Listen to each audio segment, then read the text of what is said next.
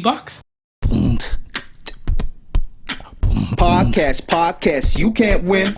I touch black and whites just by stroking my chin. Tell Marva got a plan if he just sit in. And we can be the sons and thus fit in. Talking a good game, topics never lame. Conversations just the same, right before they left the brain. Seriously funny, but if you take us seriously, you end up smiling. If not, laugh hilariously. And every Tuesdays we're on the one, so stay in tune before noon. It's the Podical Sons. It's ridiculously funny. I'm ready whenever you are. Podical Sons taping, take 38.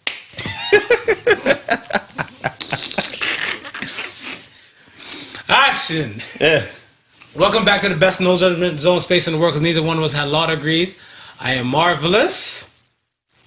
And I'm not your average Joseph. And we are the Podical Sons. Let's start the damn show on this big comfy couch. No pedophile mode, but the couch is comfy as shit. Kick back, relax. I feel like, I'm in my little relax mode and stuff and everything with it. Yeah, we're still in the same spot, but we just, testing out a few things. It's the angle of the dangle, ladies. It's the angle of the dangle. Testing out a few things because we got a special guest next week. CC. For the 75th. CC. All right, and we making sure that the couch mode is all proper, set up, and ready to go for our special guest. So that's it. How's your week, man? What's going on? It's kind of kosher. I just want to say it's the, with the Wu-Tang flu and everything and stuff, whatever. 'Cause I work in healthcare, right? So Right. I want to say the cases, they tend to double like by the day, or I want to say by the week. So, in your opinion, are we coming to the climax of it? Have we reached the climax of it? And do you see this dying down before we hit summer? Before summer? Yeah. Before summer, yes, I see it dying down. I don't think we're at the climax of it yet, my opinion, because there's so many people that might be infected and stuff and they don't know. Right. Whatever, right? But worst case scenario and stuff, whatever, there's a lot of cases and stuff I want to say that are around the city. Some people don't know. Hopefully the immunity is strong enough to kind of fend it off. Right. And the ones that aren't, whatever, I don't know. God be with you guys and stuff. Because until they kind of situate like something of a so-called cure. Yeah. That be that. Because, from my understanding, it's the elderly and the very young because their immune system hasn't been built up to that point yet. Correct. And the elderly because their immune system is on the decline. Right. Okay. But you know what kills me? I want to say the hand washing soap. Yeah.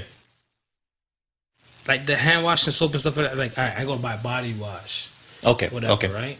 I like to make sure my balls is clean and my body is clean. Nothing wrong with that. Yeah. I went to go buy some body wash and stuff. I go to the Walmart and stuff for that. I look, I turn my head and stuff for that. So say like the body wash is like to the left, and to the right would be the sanitize, like the hand washing soap and everything like that. Yeah. That bitch is empty. So I'm like, why now is it empty?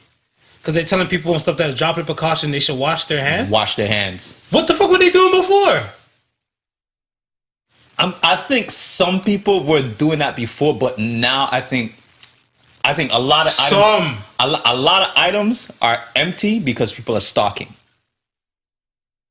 Hand washing soap? Yeah, hand washing soap. Okay, you can get regular body wash if you use to wash your body, and when you're in there, you're not washing your hands. People are at this point, they're paranoid. Exactly, and I get it, exactly. But that's what I'm saying. I'm like, the hand washing soap and the hand sanitizer thing is the sanitizer thing. Not really. It's not really a shocker to me why that should be, vacant. Hand washing. I'm like, what were you doing before? That was just my thing and stuff with it. I was like, because I have a cleanliness next to godliness in my world. Yeah. Right. Yeah. And my thing and stuff is that people don't have a problem raw dogging, like having sex with somebody without a condom. Yeah. Eating ass.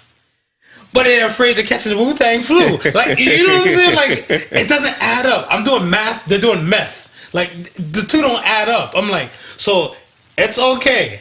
You're out here screwing a new person and stuff with no condom. Right. You're not afraid of that, but the whole Wu-Tang flu got them you shook. Got them shook. Got them shook. You see, and the reason why is because, as far as we know, nobody ain't died of eating ass yet. E. coli? Like, yo. Yeah, we don't even get E. coli, but E. coli is something that, you know what I mean? You fix a couple penicillin shots, this, that, and the third, you know what I mean? Ain't nobody died from eating cooch or ass yet. So Cooch different. Ass problems. You what? A chick on Hershey squirt in your mouth or something like that? And some type of. I don't know what it is, Marv, but people are just going crazy and nuts right now. I keep hearing that, you know, Costco can't stock items long enough. As soon as it hits the shelf, gone. That shit is gone. Yeah, the people are prepping for epic proportions and stuff, whatever, for some things to happen. Do you really think it's gonna get to that though? Possible. It could get to it and stuff, whatever. But like I said, I think if they're now taking the due diligence to say now they can start hand washing and all that type of stuff. See, I work in healthcare, right? Yeah. But what's crazy and stuff when you work in healthcare and stuff, whatever. Like, I know most of the time if I touch certain type of women and stuff, they say I got rough hands because I wash my hands that frequent. Right. The soap in these institutions, these hospitals and everything and stuff is alcohol based. They're drying out your hands with it. They're trying to kill that much germ. That's what they're saying, to be careful with a lot of the hand sanitizers if you use it frequently, because the alcohol based ones will dry out your hands. Correct. Yeah. So that's what I'm saying. Like when it comes down to it and stuff, whatever, you have that song and dance where I feel like I wash my hands that frequent. And at the end of the day, I use I have shea butter in my desk in my drawer. Right. I just use that to rub my hands and stuff and leave at the end of the day. But if now people are now more diligent on washing their hands, then we have a better chance of kind of holding it and trying to get it to a plateau effect. I got a question for you. Fire. Were you touching these ladies that they complaining about your hands being rough? Viewer discretion is advised. The backs, man, like the shoulder, the chops, man, the chops. Okay. The chops. All right. You know, like they say men can't give proper massages. Right. You out here proving the world wrong? Is that what you're doing? Half and half. I think I am a statistic, whatever. Because my thing and stuff is that I'm that much of a pervert that once I'm getting into the massage, and once they get into the moan mode, my dick get hard. So you gotta. So I'm like, well. Dun, dun, dun, dun. I'm like, and here we are, folks. So I mean, that. That's what I said. I have a problem and stuff with her. I'm not homophobic, right? But I just don't feel comfortable and stuff going to a massage place, and a guy's to massage me because I'm gonna be damn near naked. My eyes gonna be closed, and then a grown ass man's gonna make some sound. That's uncomfortable, man. I'm uncomfortable with the thought. That sounds like negative. This is not happening. But they got muscular heads though. They might be able to, you know what I mean? Give me some deep penetration massage. Give me Brunhilde and stuff, whatever, you know? She used to be a shot put champ in her country and stuff, wherever she was in Europe and everything. Yeah. So you know she got them hands that's rougher than Marv and everything. Okay. She probably my high five be right here, her high five be way up here and stuff like that. I ain't mad at that. So I'm like, yeah, you know. I ain't mad at that. As long as it's her. Yeah, I got you. Let's get to some of the questions stuff from this week, whatever. This week, I feel like some of the questions and stuff, whatever, kind of took people to a frenzy and stuff, whatever. Because normally we just probably review one question. Yeah. But this week I said, let me talk about both of them. So first question was, can you have more than one soulmate? What did you put? I think I put no. Really? Yeah. I said yes. You said yes? I said yes. Tell me why you said no, and I'll tell you why I say yes. I said no because I'm thinking of it from the standpoint of it takes two to tango. So two to fuck? Right. So okay. if that person's gonna be your soulmate, that should be solely the one. So I feel like my opinion is I feel like you can and don't get me wrong, because I think you can love more than one person. But not soulmate. But I don't think you have like your match. If you got a match, I don't think it could be more than one. Really? Yeah. I feel like you can. Okay. Explain. So There's an old Shirley MacLaine movie. Okay. Terms of Endearment. Terms of Endearment. Classic. Yeah, it's a classic. Like 80s, before I was born. But I remember I seen this stuff, whatever. Like I think like when I was probably like 10 years old, something like that. Whatever. 'Cause my mom, she liked to watch those old. Right. Yeah. So this movie, I guess like basically she's trying to look for love in all the places stuff where I couldn't find love. She had a daughter, guy left. She had raised a daughter on her own and all the above. And right before she kicked the bucket, she started seeing like her life flash before her eyes. When she saw her life flash before her eyes, she got to a part where she just seen the little daughter grow up to be like the type of woman that she is and stuff with her. And then like she's in the hospital bed and she's like, "You're the love I've been looking for all my life, and you've been here and stuff, whatever, right?" Right. And then like, you know, she kind of get a little smile and stuff with her. "I love you," and then she flatlined. She died in the hospital. Right. Spoiler alert, my bad, people. I mean, the movie's from the 80s. Yeah, if these people if you ain't seen it, you got a problem. You got a yeah. problem. But in any case, that's what it basically kind of is. And I was like, her daughter will be like her soulmate and stuff. I told your wife that shit last week and stuff too. I feel like, yo, she's a person and stuff, but I think like her and her mom, they're soulmates. I have the twins. I have twin cousins and stuff, whatever. I feel like they're soulmates. You don't have to sleep with your soulmate. That's and my thing and stuff, whatever. You don't have to sleep with your soulmate or even be with your soulmate and stuff, whatever. But I feel like your soulmate is just the kind of person that just kind of gets you, and you guys can just kind of. It's kind of like no work is necessary to be done for you guys to have this bond. Right. It's like it just automatically just falls into place, like Tetris. But then so then would you consider a friend that you got a real tight bond with your soulmate? Yeah. Okay. All right. Yeah. Well, I guess if you put it in those terms, then yes. Right. So I mean, it's up to interpretation and stuff. Yeah, up to the folks, right? Yeah. If they had a problem or they had a question, they would have hit deeper and stuff into the DM. Yeah. So I think when people think or consider soulmate, there's only one person you're fucking. Right. Somebody like that's their bond. You know what I mean? But that's what I'm saying. Like my thing and stuff is, I feel like if that's the case and stuff, whatever, what happens to people and stuff, whatever, who found their soulmate and then they cheat? Because if you found your soulmate and then you cheat and stuff, whatever, you basically kind of stepped out on this person who's supposed to actually get you to that level. Right. But I feel like if you have like multiple soulmates, maybe and stuff, it's an assumption that they found this, because a lot of people can think that they found their soulmate and be wrong. That's true. I am bad at love, so you know.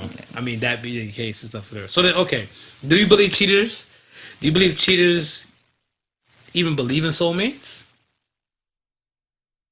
Yeah, I think they do, and I think they come to the realization that that person who they've cheated on may not be all of what they expected or hoped to be, and that kind of led to the cheating.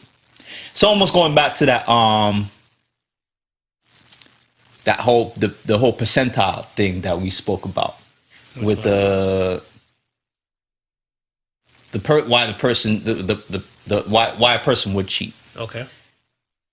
You may not have 100% of what that person needs, but you have 80% of what that person needs. Right. And that person just went elsewhere to find the other 20%. Still fucked, but yeah. Still fucked, right? Yeah. When you think of your soulmate, right? You're thinking of that person having that everything, 100%, that 100%. Right. Right? So, yeah, I think people probably go out thinking, okay, this person's my soulmate 100%. And then when they get deep into the relationship, they realize, okay, it's not 50 where I have to make that decision that I got to up and leave. It's an 80%. And 80% is an A. So do you leave an A for the other 20%? True. No, but you still have in that mind that you need that other 20%. So a lot of times that's what potentially might lead to the cheating. And also, you know, a person might, like I said, might think that that person might be their soulmate. But again, we're looking at, if I'm looking at it from the position of how I feel a soulmate is, that 100%, then it doesn't add up, right? Right. Okay. That was the other one. The other question was, should you feel offended if somebody said you look good for your age? So if somebody knew your age, Yes. and then they said, and you're like, oh, you look good for your age, whatever, right? Right. Should you feel offended? Would you feel offended? No, I wouldn't feel offended. I wouldn't feel offended. I wouldn't feel offended. But I think like that was like 60 something, 30 around that. 'Cause Yeah. I posted the results for that. Right. Yeah. And I feel like, why would you even feel offended and stuff for it? Not less of like, you're ashamed of like how you look. Here's what I mean by that and stuff is that if I'm okay, I'll be 35 and stuff next month. Well, you look good for your age. Bless your kind soul. Yeah. Bless your kind soul. Thank you. If somebody said like, yo, you look good for your age and everything, like how you just said and stuff, whatever, I'm kosher. Yeah. Now somebody's like, you're 35 and stuff like that and everything, like they did want to, yee. Well, whoa. Or You look good for your age, and I still taking the stuff as like. Or somebody say, "How are you? You about 40, and meanwhile you're only like 25." You got them city mileage. That's the city mileage. That's not highway clicks. That's that city mileage. They turn every fucking turn. Yo, I remember one day and stuff. There was some young dude. I think he tried to have me buy him like I think a cigarello or something like that. Or do you go Century Sam? You guys call him Century Sam? Yeah. So you can buy a blunt. This dude was probably about like 6'2", and everything. He looked like he was going through some Chronicles of Narnia. He's like, yo, can you buy me a Century? I was like, nigga, you look older than me. I was like, I don't understand. Like, he's like, I'm like, how old are you? He's like 17. I'm like, you liar. You're a liar. This dude he had 2 kids and stuff in the cut already.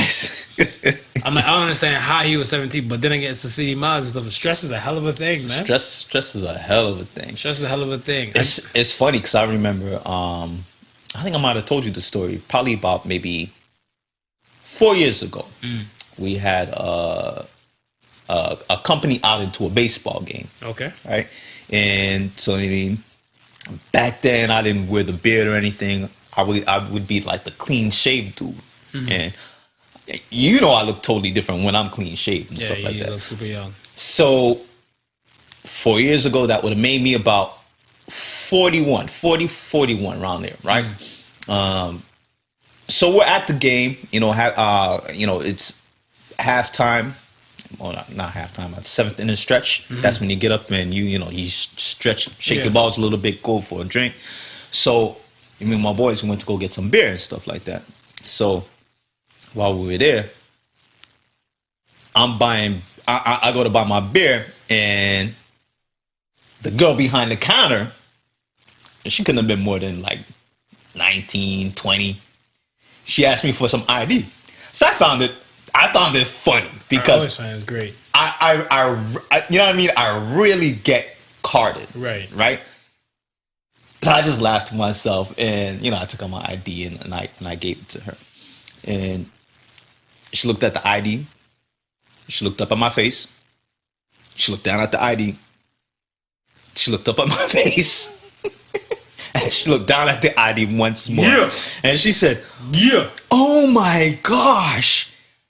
If I didn't see your ID, I would never believe your age if you told me that. And that made an old man feel good.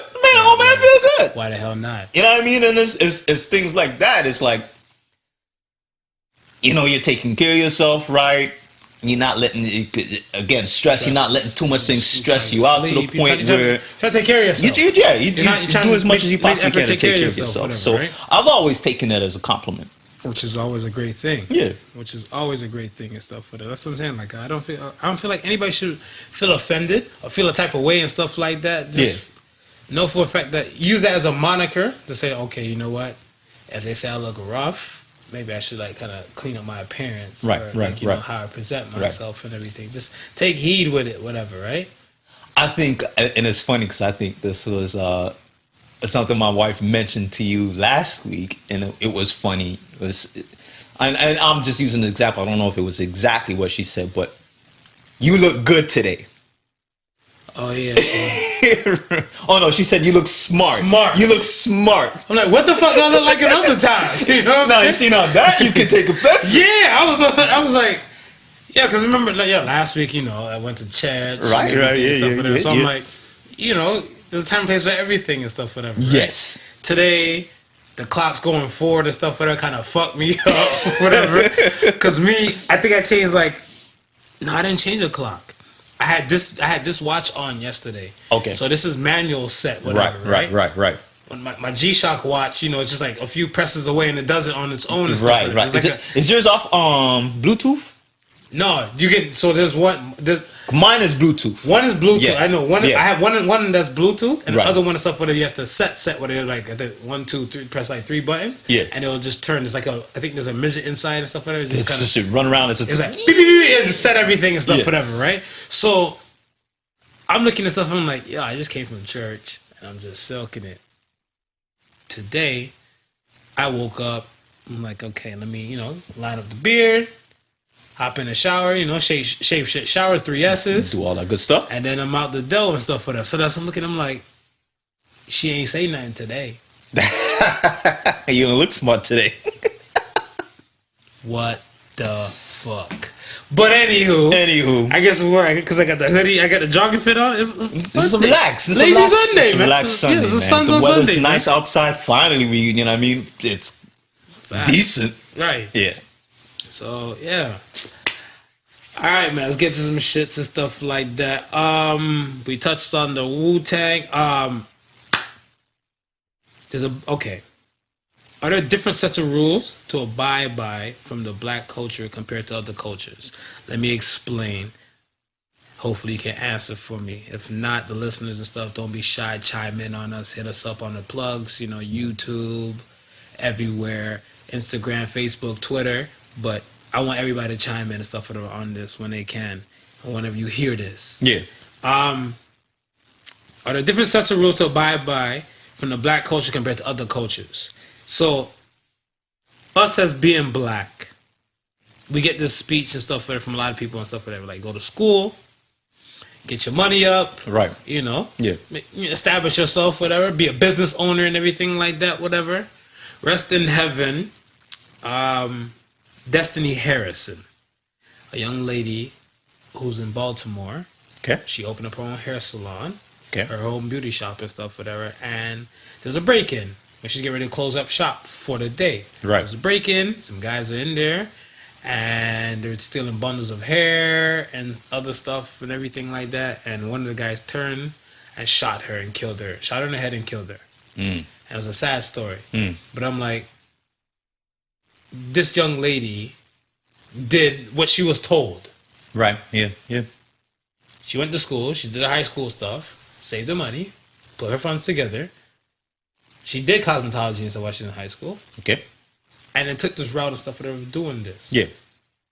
She did what she was supposed to do as a business owner. She's done nothing wrong. No. Yeah. But yet and still, there's other black people who robbed and shot and took her life. Right.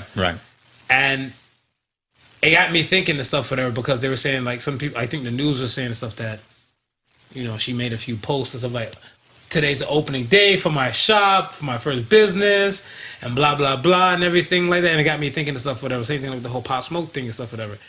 You're proud of your accomplishments, regardless. And you should, as you should be. And you should be. Yeah. I don't want to be like, call out other races and stuff, but like to the Caucasian race, to the white race and stuff, whatever. If they were to do something like that, make a post or something like that, whatever. Yeah. I don't think it will develop that much heat and static to come to it like, we're going to rob this person because, they done came up. You know what I'm saying? So I felt the type of way and stuff, whatever, when I was looking at that, whatever, because it's the same thing with the Pop Smoke stuff, whatever, right? Yeah. And I'm like, this person climbed and tried to make something out of themselves.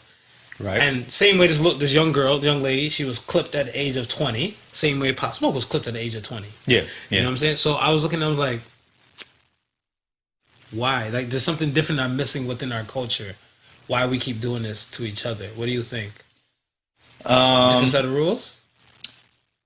I don't know if it's a different set of rules or more of the opportunity. Okay, let me put it this way. our community, out of all the communities, is probably the poorest. Okay. Right. Okay. So we'll find more criminal activity amongst the poor communities, right?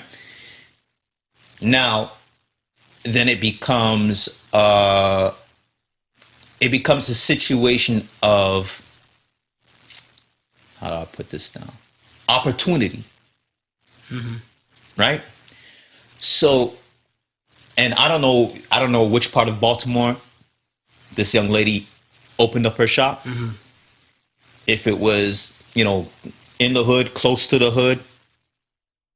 If it's in the hood or close to the hood, that provides an opportunity for somebody who's poor in the hood to target it. Right? I say that because it will happen in maybe poor white neighborhoods, and the accomplices would probably most likely be white. Okay. Now, it may not happen as frequently, or probably doesn't happen as frequently as it happens in our community, but I would say it would still happen as far as opportunity is concerned. So let's put it this way. Let's look at it this way.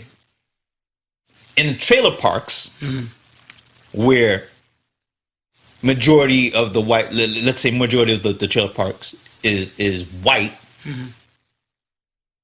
the crimes that's happening in there is probably being perpetuated by another white person, another poor white person, right? So now, so we're looking at the condition of the neighborhood and the opportunity that's provided.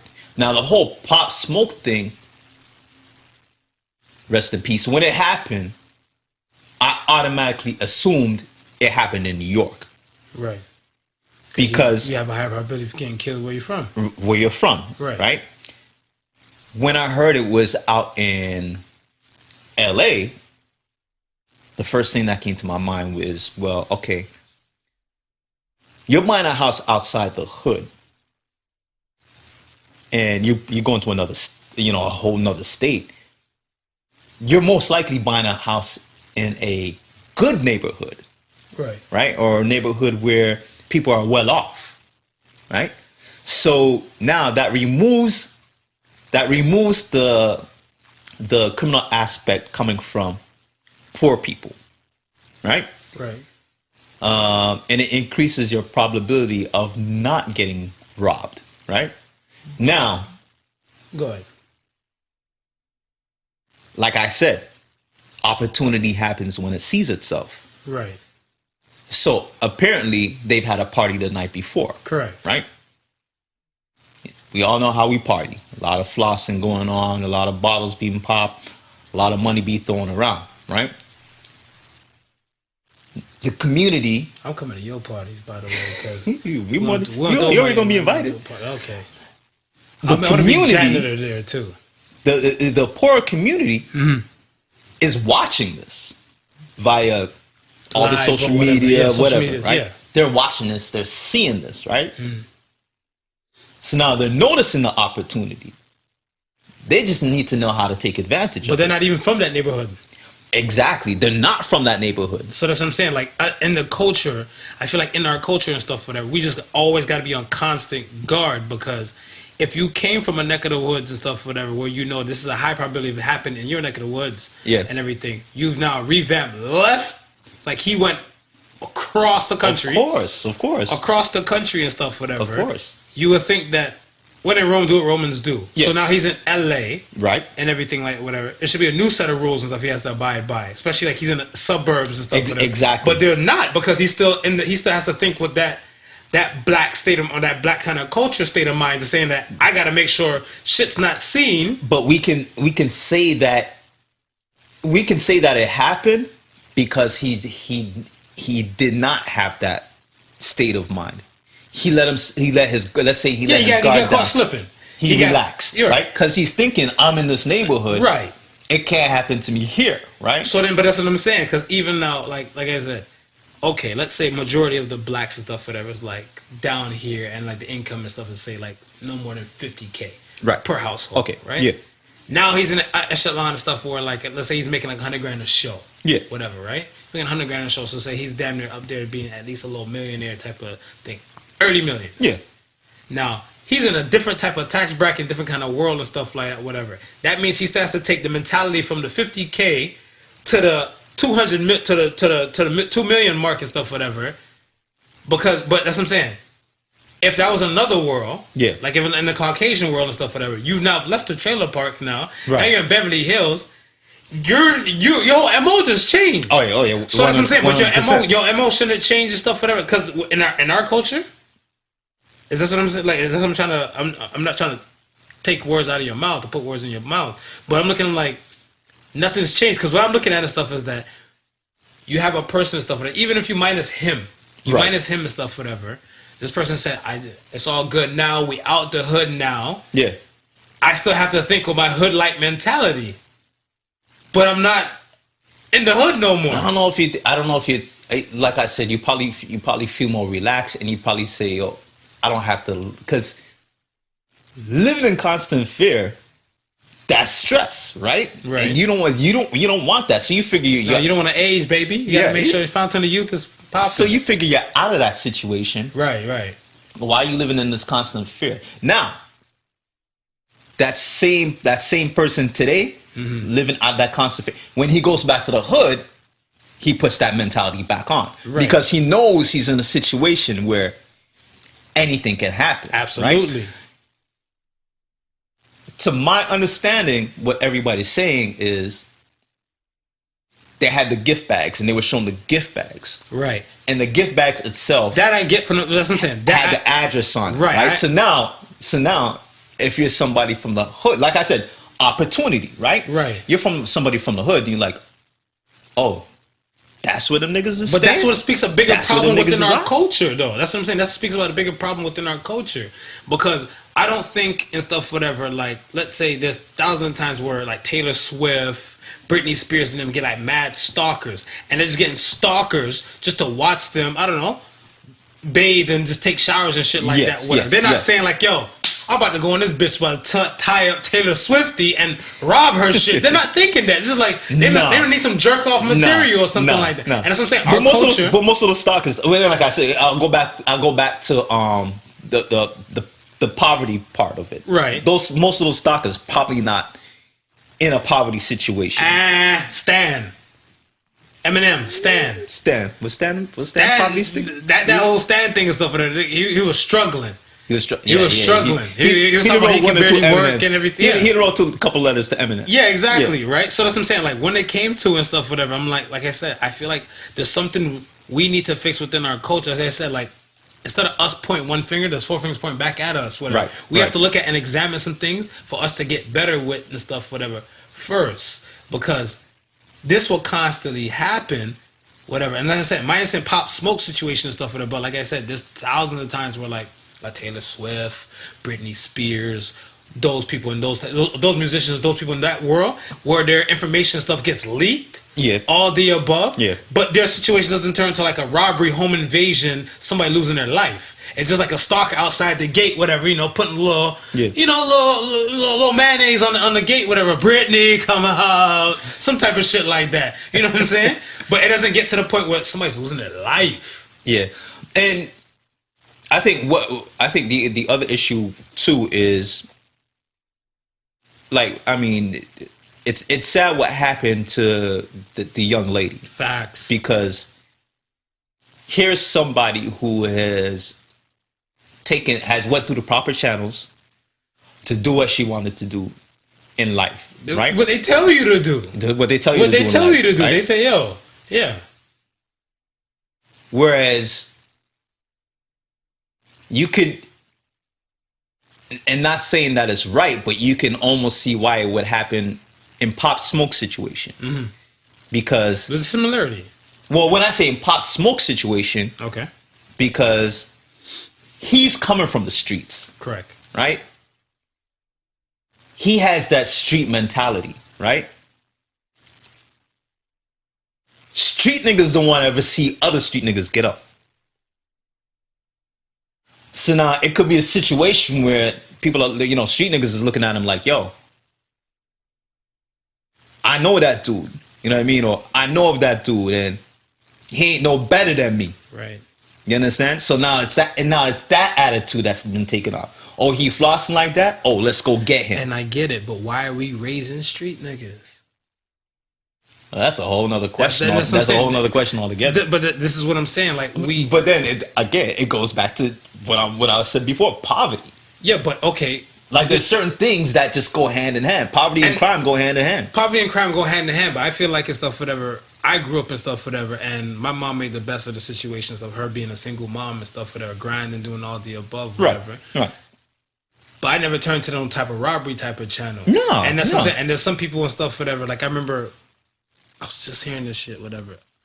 Beanie Siegel.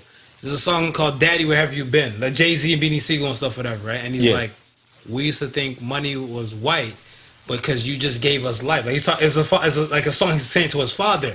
We didn't need money to be happy. Right. We just needed us. Yeah. And that's what I'm saying. That's like parental and like family and stuff, whatever. And anything can kind of make the best of some shit. Yeah, there's might other people like, you were in the same damn kicks or something like that, whatever, for like the past year and stuff like whatever. But if you know your household and stuff is decent, everybody's good, and the love and stuff is there, some of that shit will just miss you. Because you know, at the end of the day, when you leave school or you leave wherever the fuck you go right back to that happiness and that warm embrace. But if you don't have no warm embrace to go home to, Dun, dun, dun, dun. But I'll also say it's always a small few that will wreck it for the masses too, right? Because absolutely, one bad apple, right? Because is exactly what you're saying. There are a lot of decent people within the hood. Who are, you know what I mean, who are doing good things, who are coming up, who are coming up in a way that is not robbing or cutting into anybody else what they're doing. They're not, you know what I mean, they're not selling the souls to do anything. They're not, poison. They're not selling poison to their people and stuff like that. As hard as it is to get a job, they're trying to go get that job. They're trying to go do that 9 to 5. They're trying to make things right. So there's a lot of a lot of those people in the hood as well. We never hear of those stories. It's always, you know what I mean? It's always the negative stories that we hear. But we know for a fact and stuff, whatever, that those things do happen. Yes, yeah. And that's what I'm saying. Like, even though if we don't know that they happen and stuff, whatever, you need to look around in your own neighborhood and stuff, whatever, locally, folks. And that's what I'm saying. If you look around locally and you see that this is a story happening, like right here in front of you and stuff, whatever. Yeah. We should start championing that. Like I said, man, like that girl, that should have never happened. But it happens often. But that's what I'm saying. Okay, so if there's a problem that I would have in the community, it would be that. You understand? Facts. It should be like they should be, if anything, protected. Yeah, but that's the plug. They're the plug. They should be protected. They're the plug. They should be protected. But you don't hear the music? The ran off on the plug twice. They'll run off on the plug. They don't give a fuck about the plug. If we have no power and stuff, whatever, how are we gonna do shit? What if this girl and stuff, whatever, went business owner turned whatever? Her life was cut too short to know what her potential and stuff. We spoke about potential and ambition. Yeah. Her ambition and stuff got her a shop. The potential for it can spawn so many other things. Same thing like with this. She could have spawned so many other things. Make so many other extra changes and stuff. She could have had her shop long enough to hire one of those kids, one of the people who robbed this child, your son or daughter. Exactly. Put them to work. Exactly. Okay, so let me ask you this. Which is more of a dangerous job? Jim Jones said this on one of his tweets. He said, a rapper or a war soldier? Oh, definitely a rapper. Why? Because you live with that day-to-day notion that you got to keep one eye open. The culture! You got to keep one eye open. The culture! That's it. That's it.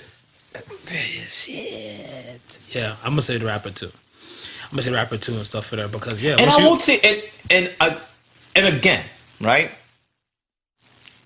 Again, let's separate the differences because you have rappers who are not about certain lifestyles, and they don't fear for their lives because of that. Right, but that's what I'm saying. Like, it still goes back to the culture, because even if you don't fear for your life, Yeah. let's say Pop Smoke didn't fear for his life. Right. He's going out to, not in his neck of the woods, another neck of the woods, in the suburbs, not the ghetto, in the suburbs, just trying to live his life, because I have no fear and stuff and everything about everything, and they still came and took his life. And that can still happen to rap. There's some rappers and stuff. Look at 50. When 50 was doing his thing and stuff, whatever. Yeah. He had hired like federal agents or something like that, whatever. Yeah. Plainclothes federal agents and stuff with him. Some of them have like their own security force stuff that they got to spend every dollar, like every day, to do regular daily shit. But again, look who we're talking about though. We're talking 50 who came from that street life. So he has that mentality. If you were to say somebody like Chance the Rapper. Okay. Somebody like Chance the Rapper. He don't have security? He has security. Okay. He has security. All right. But the reason why he has security is because of his notoriety at this point, right? Okay.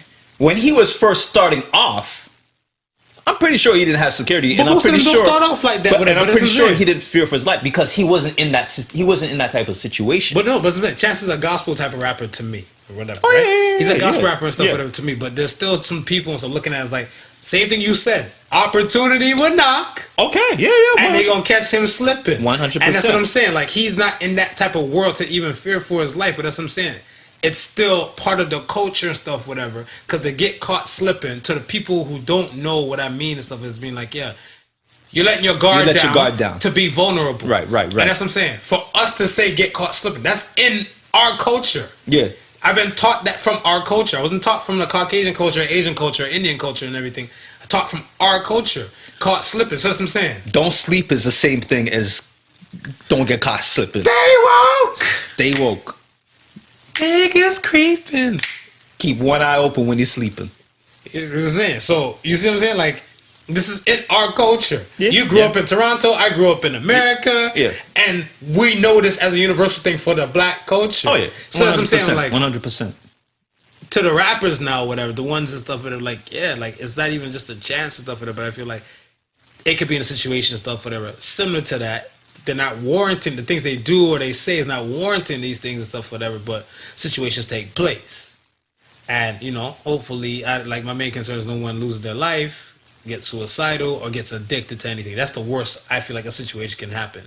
And if they're not losing their life and everything like that, I consider it a semi-bonus because it could be so much worse. Yeah, but, you know, as a rapper, you're looking at that stuff daily. As a soldier... Daily. When you get deployed, because you know for a fact if it happens until like wherever you might be, when you fly back and stuff, whatever, you're not expecting that hassle. No, because now you might get the PTSD because you know you have to sweep so many places wherever you might go, be on your guard, but your guard can come down and stuff and everything, and most of the time and stuff that you're in plain clothes, so people just think you're a regular citizen. Yep. Yeah. Compared to you're wearing fatigues to let you know like you are not from here, you're standing out, and you know you might be open target. So, would you support your children if they wanted to join the armed forces? Yeah. You don't have that fear, you know, my baby about to be gone, and you know some things might happen. Nah, because I mean, I would have that concern. Mm-hmm. But at the end of the day, it's their decision, right? So what would you shut down? Is there a job that you would tell your kids they shouldn't do? Nah. Porn star. I'd fight and argue against it. But at the end of the day, if you become of age and you want to make that decision, I can cry blue to the face and tell you, you know, I mean, this, that, and the third. You're going to do what you want to do. So you're still going to support? I'd have to support. You don't have to do anything. No, it's your choice. I'd have to support my child. I won't support what they're doing. I'm still going to love my child regardless. Yeah, definitely. Stuff, whatever, right? Any job that you wouldn't want your son to do? Illegal prostitute. illegal prostitute. Yeah. Let him join a brothel. You join about? If he join a brothel and slang dick over there, then that's his business and stuff like that, whatever. But other than that, like, I think illegal when there's little safety net for them to fall back on and be protected by and everything. Yeah. That's a different dance and stuff. I think those occupations like that, being a porn star, it's typically, and I say typically, reserved for, you know, those who can't find any other occupation elsewhere. I said typically. Very rarely you have somebody who's of a high school age, or sorry, a teenage age. Get a load of this dude. Okay, well, let me ask you this. When you were in public school, right? And the teacher asked the class, what do you want to be when you grow up? How many kids did you know threw up their hands and said a porn star? First and foremost, back then, that world was a lot different from the world we live in now. So, I mean, back then, there was probably somebody thinking school is not for them. Right. And somebody told them, either it was a guy, some girls or a few women probably told them you got a big dick. Right. And if it was a girl, some guys probably done told them and stuff, whatever, like, yeah, you got a hot body and you know how to fuck. So that's partially in their damn head. Because I seen some documentaries with some, like, you know, they audition people. So why do you want to be a porn star? A lot of women told me I got a big dick. Whip it out, let it show us and stuff like whatever. So that's like the prerequisite before they get ready to apply for these things. But you again, how truthful is we don't know how truthful that is. Well, what, the documentary? We don't know how truthful that is. You can have a you can do a documentary today. That's a mockumentary, and there's a documentary. But that's what I'm saying. Will you know the difference? You don't know if they're really being truthful when they say, "Oh, some woman told me I had a big dick, so I decided I'm gonna be a porn star." Yeah, that's what they say. Why would you be a porn star? Let me know that. Why would you be a porn star? I wouldn't. No, I'm saying if you like, you know what? You claim you got the techniques to make women squirt and skeet all over the goddamn place. Yeah, but I wouldn't need to be a porn star. Okay, you don't have to be a porn star, right? But I'm saying, what if you did? And then I'm the one running the shop, whatever. Mm-hmm. I'm Seymour Butts, the dark-skinned junior version. Right. Why do you want to work for our porn company? Well, at that point, it would probably be because I need the money. These only fangirls and stuff, or fangirls and guys, excuse me. Yeah. They just do these shits because they need the money. It's simpler work. Okay, but that's what I'm saying. Nobody typically says, you know, their ambition is to be, and I say typically because you do have the one or two, right, that have that as their ambition, right? Mm. But typically, a lot of people who fall into this line of work is because they need the money, mm-hmm. right? They're forced into that line of work. Right? Right. Or I don't know. Typically, those are the two that I know happens. You know what I mean? You need the money. You really need this money. So somebody comes to you and say, "Listen, I got something for you to do. For you to make that money, you may be a little bit apprehensive at first, but you need that money. So you go ahead and do it. Right? Right. Some women are forced into the trade. Some men are forced into the trade. Yeah, Now the whole, what is it, Steven Spielberg situation? Which one? That's different. What, the Heidi Fleiss? No, his daughter. She wants to be a porn star. Exactly. She don't Lawrence Fishburne's daughter. That's different. Like, there's no need. Montana Fishburne. There's no need, because you're not lacking anything. You got a parent that well, I would assume is supporting you or can support you. Right. That can open doors for you for certain things. And they're not forced. They're not forced. And so that's why I say. For money. So I say typically it's a certain situation. Yeah, I guess, but yeah, war soldiers, we're not shitting on you. We know you guys are decorated out there. We get the MO. But here's another thing.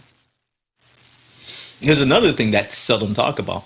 A lot of people go into the armed forces for the GI Bill.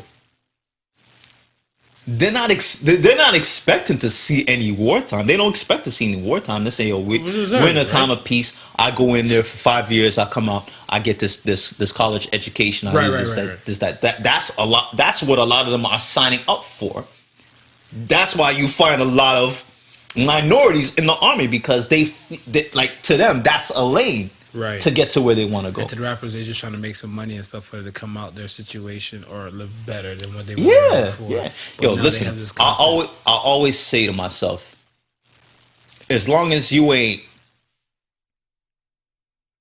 robbing, killing, or harming anybody, I don't care how you go about your life and make your money, because I'm not giving it to you. You gotta, at the end of the day, live. Right? So however you make your way of living, that's on you. You ain't gotta answer to me. That was beautiful. Yeah. This is fucking beautiful. You come off kind of judgy most of the fucking time. That was beautiful. Yeah, well, we are in the no judgment zone. So shut your ass. You judge me all the damn time. That's because you're a Podical son, man. Sons judge sons to make. I don't judge your sons ass. Judge sons to make sons better, man. Come on, man. Come on. Anywho, come on. Let's talk about the Snoop Dogg Red Table Talk. So okay, he went on. For those who don't know, Jada Pinkett Smith, her mother and her daughter. Well, let's recap everything and bring it right up to the situation we're about to talk about now. All right, so Gail King, she had an old interview with Lisa Leslie. For those who don't know, Lisa Leslie is a female basketball player, legendary WNBA player, phenomenal basketball player, also a good close friend of Kobe Bryant. Right. So from there, we had an old interview, and Gail kind of took it up in there herself and stuff to kind of take shots towards Kobe. Right. And Lisa Leslie and stuff with her, she stood firm in defending Kobe and stuff in that conversation. So that old video of that interview and stuff with her leaked before Kobe. It leaked after Kobe Bryant died, but the video was made before. The interview was done before Kobe Bryant passed. Right. A lot of people and stuff got wind of it. They posted the video, got a repost and stuff all across the board, and then people weren't happy. Right. Snoop Dogg got to the video. And when Snoop Dogg got to the video, Snoop Dogg called her a dog-faced bitch. That means a lot coming from a guy that calls himself Snoop Dogg. Okay? If a dude who had a lot of bitches. Not only that, but I mean, what's my name? Snoop Dogg? He transformed him into a Doberman? He knows he looks like a dog. And for him to call another person a dog-faced bitch, mind blown. So he took it upon himself and stuff, and he said that whatever. Emotions running high. He felt the type of way because this is when Kobe Bryant just passed, and it was something. So yeah, and it's funny because when his first comment started dropping and created a bombshell, I had a few arguments on Facebook about it, and name one of the arguments. Well, the argument was, everybody was shitting on Snoop for what he did and so forth like that, and my whole thing was Snoop's choice of words was wrong. But everybody had that. Majority of the people who were mad at Gail had that same sentiment, right? Yeah, but Snoop this, that, and the third. And I was saying, listen, we love and admire Kobe from afar. Snoop is somebody who, at some point, probably had a personal relationship with Kobe. You understand? So a lot of things is probably going to hurt him or affect him more than how it would affect us. Okay. Right? With that being said, right? Again, sometimes we don't allow our emotions to kind of simmer. Sometimes we'll shoot from the hip. Right. A lot of times when we shoot from the hip, we say things that we in hindsight we think that we shouldn't have said, or maybe you want to take back. And I was like, this was just one that I took it as this was just one of those moments where Snoop just caught wind of it and just reacted. Fact. He Absolutely. didn't give himself time to just sit, like you know what I mean. I'm like, think of how many times how we were in our feelings and we said things just off the cuff. Everybody has done it. Yeah. On a bigger platform or an open platform, I try to be mindful. You try and be mindful. You try to think about it. Right, but that's what I'm saying. Like even him, he turned to like his, I guess, Instagram story or one of the things to record and put up there. That takes steps to do. Yeah. You know what I'm saying? So my thing and stuff is they tell you think before you speak, think before you react, and everything like that, whatever. And if you're not doing this, I don't care who you are and stuff. That's a major problem. Right. Bring it back to the red table talk now. With Jada Pinkett Smith, her mother, and her daughter Willow Smith and stuff like that. Let me say this. Side note. I'm not a fan of the red table talk being the damage control center for celebrities. I'm not a fan of that, whatever. Because the same thing with T.I. when he said the whole thing with his daughter. Yes. T.I. and his wife Tiny, they went there and stuff, whatever. He went to go explain himself there and stuff, whatever, right? Yes. And these people and stuff like T.I., Snoop, and whatever other people and stuff, whatever, they have these other platforms where they can think before they speak and say what they need to say or voice what they need to voice. Right. So now when they fire off the cusp and everything and stuff like that without thinking, I'm not a fan of this place being a damage control center and stuff, whatever. No disrespect to Jada and everything like that. But I just look at it stuff as that, why aren't we not thinking before we speak? People, not even a black culture, white culture, or anything, just people in general. People in general. Yeah. People in general. If you feel that revved up on emotion and stuff, whatever, I remember this. I was little. Mm-hmm. I must have did something kind of fucked up. My mom was like, about to give me like 2 quick ass hands, like, bah! You know, quick ass slaps and stuff, whatever. And I went in the room, you know, snot and everything, fuming and stuff, whatever. Like, you know, like, kept someone to the Kevin Hart shit. You gonna smack me? You gonna smack me? You know, felt all types of turned up, whatever. Yeah, yeah. But I took my punk ass to my room, walked back and forth until I simmered the fuck down. Right. Because in my head, whatever, a lot of y'all probably did it too. You're probably like, I can't believe this bitch just slapped me. Whatever, right? Yeah, yeah. Talking about your own mother. Like, Yeah. you can't believe this bitch just slapped me. But then after you simmer the fuck down and you realize some shit and stuff, whatever, you're not going to go out there with the, you know. Nah. The emotion's still flailing. Right. My thing and stuff is that, let's not wait till, like, you know, let's wait till the emotions stop flailing before we do something and stuff like that, whatever. You know what I'm saying? No, I get you. I get it. Yeah. It's a people thing and stuff, whatever. Like, It's of course. The basic stuff they tell us to think before you speak and think before you react and everything like that as well. Listen, Go ahead. I mean, you know what pops into my head instantly? What's up? The whole when the hurricane hit and New Orleans was getting washed away. Kanye. Bush don't like black people. That was just that's a perfect example of raw emotion and just not giving a damn and not thinking before you say something, because it caught everybody off guard, including Mike Myers. Poor Mike Myers, man. Mike Myers had more chronicles than Narnia done. Mark Myers was looking like, that's not on the teleprompter. Yo, he looked shocked and confused and scared. Yo, I thought somebody raped Mike Myers and stuff, whatever, right next to Kanye. Hand to God. That guy looks so confused. That forever is going to be the expression of a lifetime. Facts. I don't know. To the Snoop thing, like, okay. Is it ever okay to call an out-of-pocket black woman a bitch? In this climate. I'm gonna say in this climate, no. Okay. Right? But okay. ahead. If he'd have said she's an asshole, you think he would have got as much heat? Yeah, I still think he would have got heat. He would have still got heat. I think he would still got heat because see, and that's what I'm saying. This climate and stuff that we're in, I feel like there's certain type of people are put on a different type of level, and then they're looking at stuff as like, why are we tearing each other down?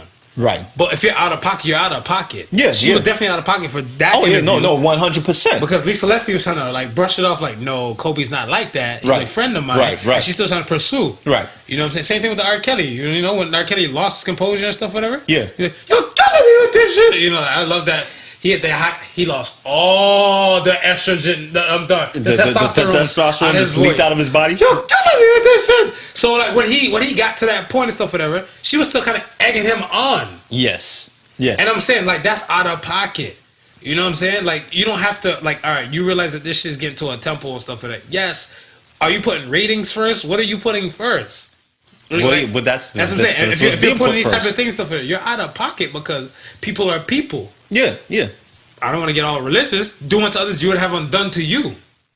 Would you want somebody to do that to you after your character has just been called out and you just kind of got thrown out? You know what I'm saying? Right. So you shouldn't do that to somebody and stuff, whatever. And then like when Oprah was like, oh, yeah, death threats against her. She has to travel with security. This might come with the territory.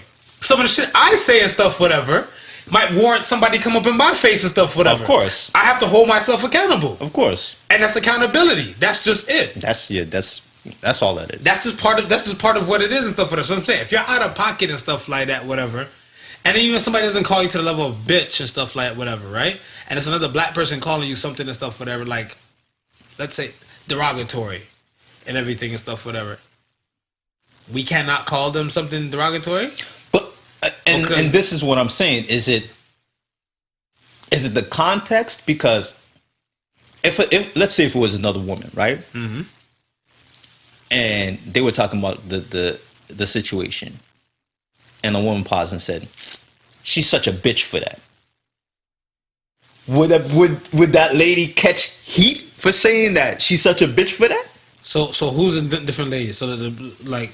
So let's say it was another lady. So it's not Gail. No. Let's say it's Gail, right? Okay. And the lady, as opposed to Snoop Dogg, it's another lady. She'll still catch heat. She'll still catch heat. Yeah. Because I told people and stuff for her, I'm not a fan of how Oprah does things. Right. And I get heat for it. Right. I get heat. For the folks that are at home and stuff, whatever, I get heat when it comes to Oprah and stuff, whatever. My pet peeve with Oprah and stuff is that I'm a fan like of people take care of home. Local. Oprah made her money and stuff, whatever. Chicago, with all those shows and all the above, whatever. No disrespect to that school. That school is a beautiful thing, but you should build a school for all girls in America first. Preferably in Chicago first before you fly all the way over to Africa and stuff to go do something like that. Not saying they don't need the help. I'm not saying that. So don't take this out of context. But take care of home before you go across broad. I get it. I can so that's see that, it. and that's my beef and stuff whatever that I have with Oprah Winfrey. That's one and stuff like that. When I say that and stuff whatever, people know about that and stuff whatever. They come at me hard. I didn't call Oprah no bitch. I just say I'm not a fan of Oprah doing some shit like that, whatever. Right. And they'll still come at me and stuff whatever. So that's what I'm saying. Even if you're moving Snoop and stuff whatever, and it's another woman to woman type of thing, they can be like, "You wrong. You trying to tear down people who look like you." Da da da da da. You know what I'm saying? Like that's gonna come with it. So I'm like, it ain't gonna matter if it's Snoop and stuff, but I'm like, this climate, whatever. If we're supposed to be pro-black or Black Lives Matter and etc., whatever y'all want to say, it's gonna come. Yeah, okay, I can see that. Yeah. All right. I wanted us to finally touch on the D Wade and the family thing because I like to watch everything boil, bubble, to know if it's fully cooked, for me to turn off the stove, for me to speak on it. We're a different kind of podcast from the others and stuff, whatever, where they'll speak about it as soon as it happened. Yeah. And they might not touch it and stuff when something changes. If it's not important or detrimental and stuff, whatever, for the people and stuff, or definitely a right away type of thing where it might affect the masses like that, I like to tend to wait. The D Wade thing. Are half of the controversies these days just misconceptions? When I say D Wade family, what Zaire? I think so. I think that's her name. Yeah, her name. But the sex change. When they want to go through this whole sex change thing and stuff like that, right? Yeah.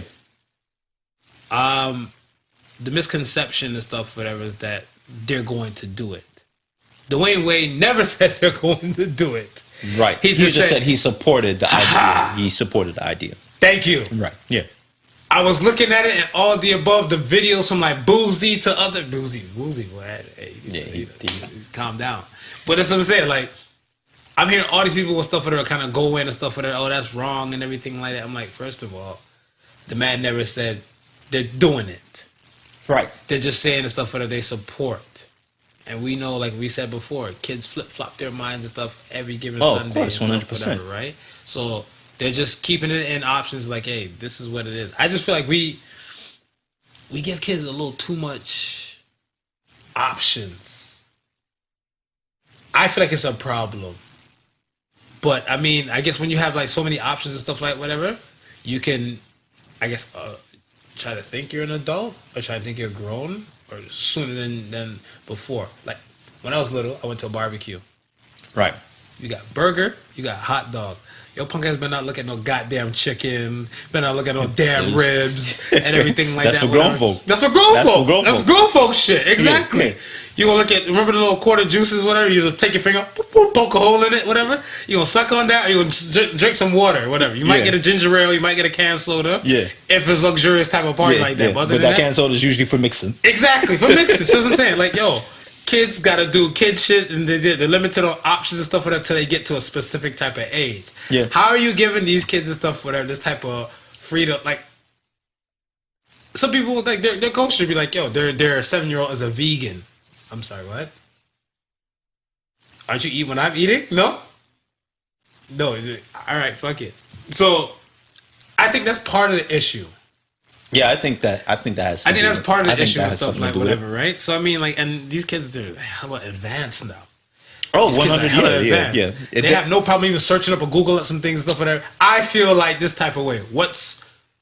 What's wrong with me or da da da? And these kids, some of their friends and stuff are like bootleg counselors in the making. Mm. They're just like a university and a degree away from being a shrink, at even at age 12. Yeah. Whatever, right? But we give them these type of options and stuff and everything like that, and to young Wade and stuff, whatever. Much as they're you know, he comes from, you know, they come from a family who has paper. Yeah. Gabrielle Union has money. Dwayne Wade has money. So now their options and stuff are way more vast than the average kid, right? Than the average child. Right. So I feel like the options that we're giving these children and stuff whatever before the time and stuff whatever is a part of the problem. Pertaining to misconceptions and everything like that, no doctor will allow the surgery and stuff whatever for so young to happen to a child. Just like that show I Am Jazz. That was a lot of TLC money behind it. Yeah. And that was a thing and stuff where in that case it's kind of like what's that shit called? Emancipation. This is damn near on the level of emancipation and stuff where like, yo, this is what I want. And everything, because the child is of that age. Right. Whatever, Yeah. right? Because, you know, some kids get emancipated from their parents, and they get emancipated and stuff, say like, no, I'm responsible for myself. I take full blame for it. Like, all right, do what you do. Right. Don't blame nobody else because you decided to go this route, right? Yeah. So, I mean, if you want to be an early adult and stuff, whatever, then by all means, not in my damn house. Because I ain't supporting your adult shit unless you pay some adult money my way for some rent. I think society and government also has to share the blame in it. Government? Yeah. Why?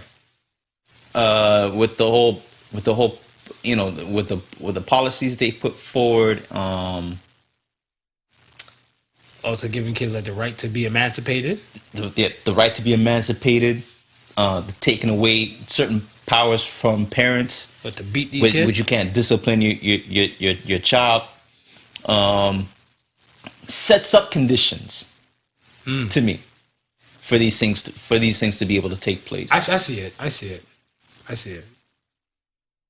No, I agree with you. I agree with you and stuff on that aspect.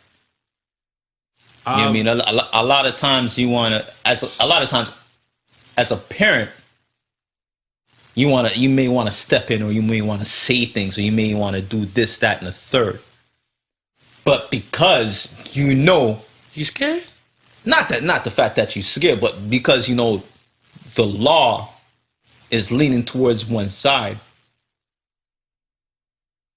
you don't have to be scared to know that shit could happen to you from a certain standpoint. It's true, but I look at it stuff as that the illest thing I heard and stuff is that I heard a parent say, if I don't discipline my child, the police are going to discipline my child. And when the police discipline my child, who are you going to blame? Me. So let me discipline my child, so then therefore the police don't have to discipline my child. And I was like, first of all, there's a lot of discipline words and stuff. They're throwing around. Facts. Yeah. But when I looked at it stuff, I was like, this lady has a friggin' point. She has a very valid point. But I mean, you also got to look at it. You look at it this way now. You now can be disciplined for trying to discipline your child. So what happens to the free range parents? The parents and stuff, like the lady and stuff, who said, "Yo, fuck it, kid, go take the subway and take your ass to school and everything." Like, they don't discipline the free range parents. That's what I'm saying. It's like this is the system is set up for you to just not be in control, because you're too loose with your child. You're in trouble for it. You're too strict with your child. You're in trouble for it. Stuck in the middle with you. You gotta find that healthy medium. Now you're tippy-toeing this fine line. Yeah, that's something different. Now you're tippy-toeing this fine line. Yeah, that's something different. So okay, because they want it where they don't want to be responsible for your child, but they don't want you to be responsible for your child. I feel like they want to just make money from any situation. Oh, well, this is what it boils down to. Because I feel like if they came to a situation and stuff, whatever, where you slap your child, they put the child in, like, I guess, like, custody. They run you through the courts. You got to pay this money, that money, bail, whatever, and everything. And that money gets trickled right back into the system. Listen, the system has to perpetuate itself. So they put mechanisms in place for it to happen. You know, I can't say system the same way no more because of that shit. You know, like Super Nintendo, SNES. Yeah. Yeah. Super Nintendo Entertainment System. Like, you know, that's exactly what the fuck it is. Whatever, right? I can't say system no more. It's just like, you know, like those old school people. You can't give it the regular. No. Yeah, you can't. You gotta spice it. Yeah, they're like, yo. You gotta throw some spice on it. Yeah, so like, I don't know. I see it. Okay, so let me ask you this. Yeah. With the government in play, society in play, and everything like that, do you believe, like, I don't know, say on the course of like D Wade's family, do you believe in this quote unquote gay agenda? I think there's an agenda. But certain things where people, you know, like you hear all the time, they're trying to feminize the black man. Do tell. I don't hear it that much, but go ahead, fire away. Well, that whole where there's this running issue where they say at some point all black actors have to play a female role and wear a dress. Who the fuck said that? You've never heard this? Nah, is this more plot from the system? Like, yo, I don't know. I never heard that. You've never heard that? No, the only thing I heard Kevin Hart say he's not wearing a dress. He's like, he feel like he's an actor that doesn't have to wear a dress. And then he ended up wearing the dress. What movie? You didn't see him, but he did some role where he accepted some award and he's up there, he clapping and he's in a dress. I don't know if it was some beauty pageant. We're gonna look it up. He ended up being put in the dress. Did you find this in the system? I found this online. So if that's part of the system, then yes. No, you didn't say the system. There's the point the interview with Chappelle and Oprah.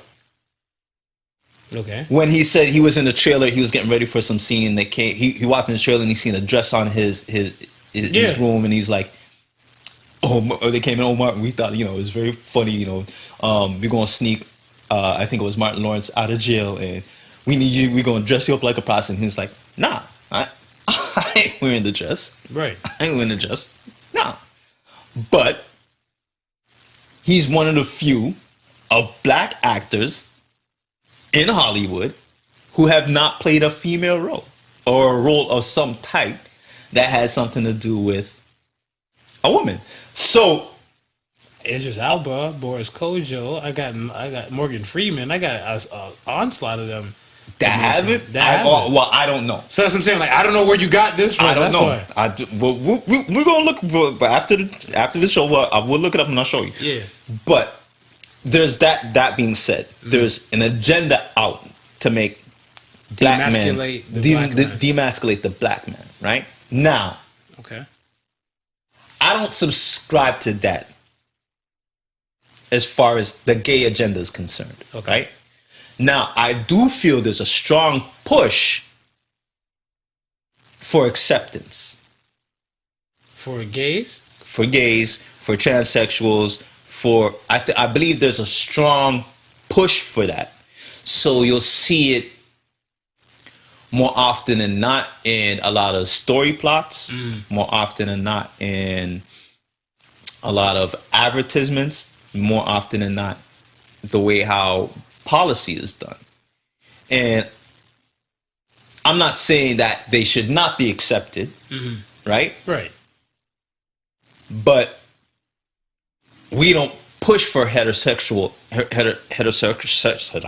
I'm getting tongue tied. We don't push for the sexuality of the heterosexual to be out there as much as we're seeing now this push for the homosexuality out there. I see, and this is where I disagree, because I want to say, I feel like, from my standpoint, I look at it's more representation type of thing. Right. Because let's say TV from the major TV from like 1960s and stuff, whatever, right? Okay. 1960s and stuff had like white newscasters, white this, white regular commercial, and all that type of stuff and everything. And now you, as a black person and stuff back then, in those times, you're looking like, that shit don't affect me, because I don't see, myself, driving a Ford lately, all those type of things. Okay. So now you have representation stuff of kind of like your world and everything. Because I remember I seen a commercial like years ago with the, I think it was like two gay fathers. Right. And it's like Campbell soup. There's like a Star Wars Campbell soup or whatever that dropped. I guess like from one of the Star Wars movies that came out. And the Campbell soup had like additions with like, I guess like Star Wars shaped stuff, whatever, right? And the little boy's getting fed by his father. By one father at the time, and then like the camera widens, and the other father is giving him like a spoon of like, I guess like some other Star Wars stuff and everything like that, right? Okay. So he's like, here's Daddy coming in with the TIE fighter, and then other father's like, here's Daddy coming in with Chewbacca and everything, and I think like some mom committee, they were vexed, they were heated, they were like, this is uncomfortable, you got these gay fathers and stuff out here trying to feed this kid, they're trying to brainwash the kids and everything like that. But I'm like, to me, I look at it as more representation and stuff, whatever. Like, yeah, you don't have to agree with the lifestyle. I'm not saying you have to agree with the lifestyle, but this is just, they want more representation of them. Because it's kind of like, okay, let's say gay people and stuff, whatever, right? The alphabet mafia. Yeah. They control, like, out of the 1%ers and stuff, let's say, if it's just, we're talking about the 1%ers, let's say out of 1% people and stuff, they're probably like 60-something% of them, right? Right. Just saying. Yeah. If there's 60-something% and stuff for there, and you're seeing heterosexual commercials to and fro, and you're like, yo, we got money, we're throwing our money into the mix and stuff, whatever. Right. What about people that do things that we do? You know what I'm saying? Yeah. I just think it's a representation type of thing. And I have nothing against representation, right? Because, I mean, we all want to see ourselves being represented. I have no problem with that. Right. I just think there's a strong agenda to push certain things in a strong the forefront. Give you an example. I watched this show on HGTV, Home and Garden Television, right? Oh yeah. yeah. Now, this particular show, I've been watching it for a while, where they have couples. I don't know if it's the love it or listed. It's one of them where they're either gonna get some home improvements done to their house, Right. or they moving on, right? Love Enlisted. Love Enlisted. Love Enlisted? Okay. I like the show because the one chick kind of cute. The Jillian chick. Yeah. So I've been watching it for a while, right? And the majority of the couples that I see have always been a heterosexual couple, right? So husband and wife sort of thing, getting their house worked on, and you so see forth. interracial couples. You still see heterosexual Interracial couples, but they're still heterosexual. But they're still heterosexual, Facts. right? Okay.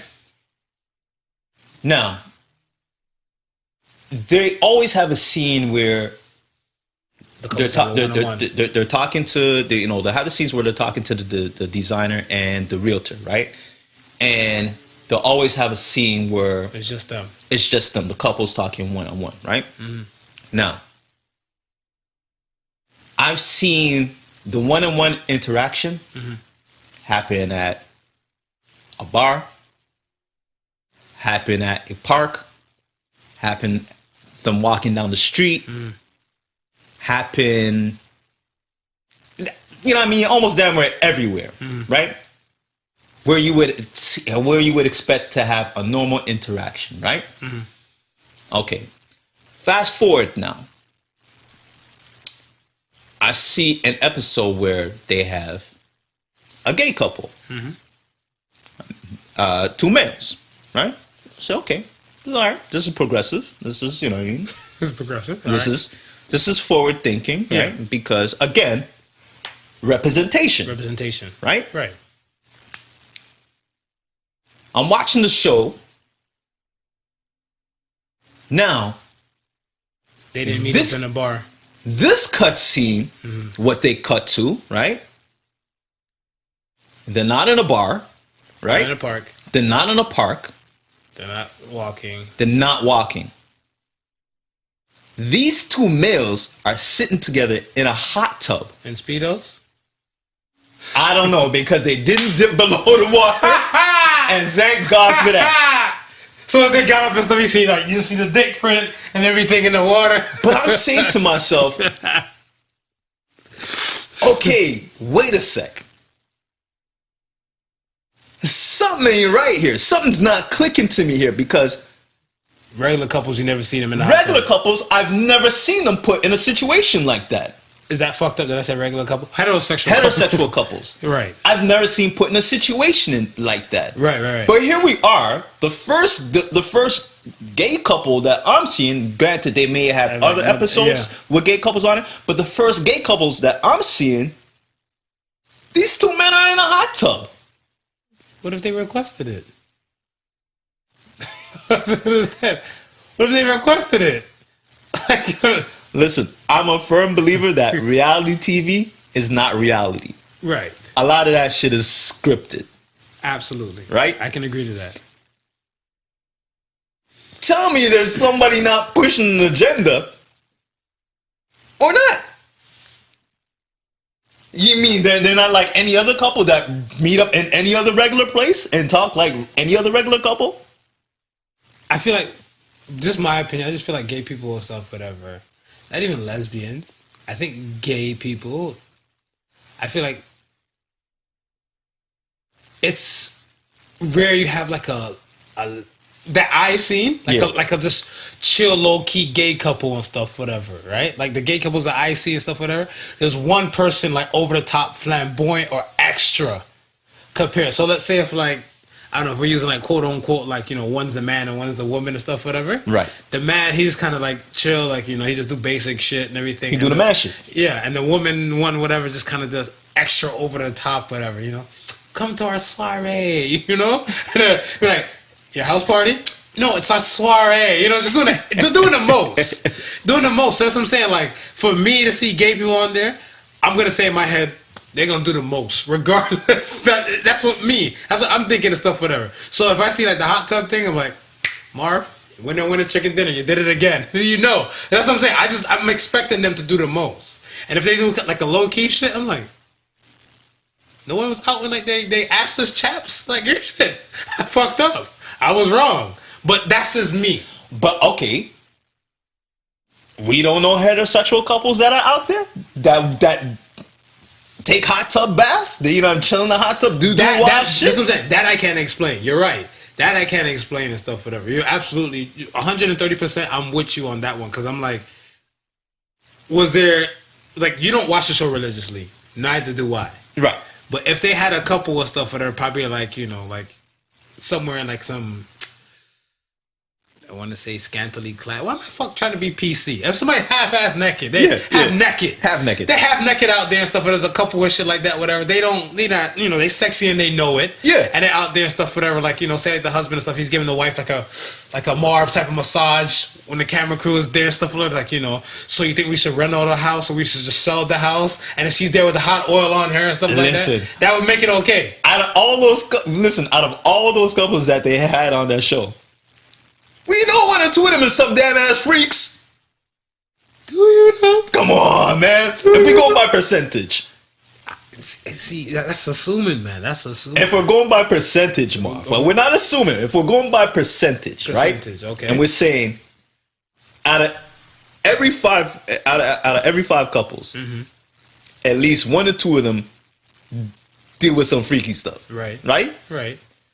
Wouldn't you expect, one of those couples to have a hot tub? One of those things to pop up or something, But you just, like you said earlier, it's the reality TV is not reality and shit like that, whatever, right? Because let's say if, like, they interview, like, 5 couples and shit like that, whatever, right? They're like, all right, you want your rental done, we're going to do some prelim shit, whatever. And then they go to, like, Mike and Sally's house and stuff. And there's fucking sex swings galore all in the basement. Yeah. And you got like the gimp and stuff for them in the corner with the leather suit, just standing there, like, with the ball gag in his fucking mouth and everything. They'd be like, we'll call you. We'll have our studio people call you, and then they'll try to vet them people out. Well, okay, but we're gonna move those people over into the super freak category. Because if you got a gimp standing up, like anything can go. We're gonna move those to the super freak category. Anything can go if you got a gimp in the cut. All right, let me not use the word freak then. Let me say kinky. Kinky just a little bit level below freak. You know what I mean? We have a couple of kinky couples that wouldn't mind having their one-on-one in a hot tub. How come that has never happened before? How come it's like I said, I can't answer that show because I don't watch that show religiously. If it was an anime and shit that I was interested, I'll tell you every fucking episode and stuff what took place. But as I said, like, you probably have to get somebody on the show or we have to speak to somebody who probably doesn't see every episode and stuff that can vet that. But listen, it's not that I watch it religiously, but I watch it enough to say, wait, this is totally different. No. You can't do that, man. We can't, because even if you have 87%, that's still not 100% to make a judgment. That's not 100%. But if I have 80, if I have, let's say 80%, right? You're gonna tell me the 1% of what I watched, or maybe just I should be able to. It's like, okay, I'll tell you this then. After that first time of seeing that episode of me seeing an episode of the first gay couple episode that I've seen, right? I've seen more gay couple episodes after that, and no hot tubs. Yeah, they probably threw the request in. They're like, they want, Adam and Steve, or they want to see each other in some wet trunks, preferably, because if you said they never got up and threw the dick up in the camera, like they did like a candid crotch shot, they never did a candid crotch shot, then I don't know, man. I don't know. But like I said, I don't think there's any agenda. I think there's a push for more acceptance. That's what I think. There's a push for that. I mean, I feel that if it comes to the acceptance type of thing, I feel like acceptance kind of goes a way for leads into like to get more people to come to whatever. Like if they're pitching a product or they're pitching something, right? Or like they're pitching a movie and stuff like that. I think like the other day I seen a movie. Well, I didn't see the movie, but they had Moonlight that dropped like I think it was a few years ago, I guess. But they had some other movie and stuff that are called Love, Simon, and I like Khalid. Remember I told you. I said it before. Khalid, I feel like that kid can't make nothing but hits. Yeah, yeah. Had some song, him and Normani and stuff and everything. And I'm like, this song's nice. Then I'm like, it's not on like one of his albums or maybe her upcoming album. They're like, no, it's for a soundtrack called Love Simon, whatever, right? So like, the hell is that? And then somebody's like, it's a movie about a kid coming out to be gay in high school. So I was like, oh. And then the person and stuff, they reacted kind of like, well, way worse than you. Your shit was like Steve Urkel. Their shit was like Godzilla. Yeah. They was like, can you believe this shit? I'm like, some kids probably struggling with their sexuality and stuff when they're in school. Yeah. And when they hit like 18 and everything like that, that's when they probably like, all right, I can leave home. I'm gonna be me, who I really, Yeah. So I'm like, that happens all the time. So I was like, and then they said like something about like, don't you think that's a little too much that they want to put in the movies and stuff? I'm like, it's representation, dog. It's representation because we cuss all the time and stuff. I cuss. I'm not watching, to this day, I'm not going to watch the movie called Gods of Egypt. And no goddamn black gods in there. Yeah. I'm not going to watch it. There's no representation of people that look like me. It's supposed to be based in Africa. Right. Okay, give me a few Middle Eastern types and stuff, whatever. Like, Arabic descent. Yeah. But I'm like, all of them are Caucasian with British accents? Negative. And you can't even say it's from an actor's standpoint because you have so much Middle Eastern and black actors that can fulfill the role. Exactly. So that's what I'm saying. Like, it's representation and stuff for there. So that's how I feel and stuff, whatever, to it. But I mean, the representation and stuff for there, you see more of you on TV. Like, think about this. I told somebody this the other day. You think about you're watching an award show. So you're watching an award show and shit like that, whatever, right? You're a producer. So say you're watching an award show and you took photos with Ninth Wonder and they're like, yo, the producer of the year is Ninth Wonder and this is like the Grammys. Right. You feel like you partially won that. Yeah. Because one, you had this rapport with this person and you're a fan of this person's work and everything. And it's kind of like, this person kind of looks like you too. Yeah. It's a representation. You'd be like, oh, you just might clap extra, harder and shit like that, whatever, because the representation is kind of you. Yeah. And I get it. So that's why I'm like, and that adds to you saying, if he can do it, I can do it. Of course. And then it builds to like a level of self-respect. Of course. Right? Yeah. So, I mean, that's where I feel stuff for it. Like, this is where I'm trying to understand some of the representation piece means so much. I don't really think it's like I said, my opinion, I don't think it's an agenda because I'm pretty sure way back when, I can't speak for all of them, but I feel like some Caucasian stuff probably like, quote, this is my possible quote, oh, there they go pushing this nigger agenda again. They're going to put these niggers, these coons on TV. You know what I'm saying? There was probably somebody saying the same damn thing.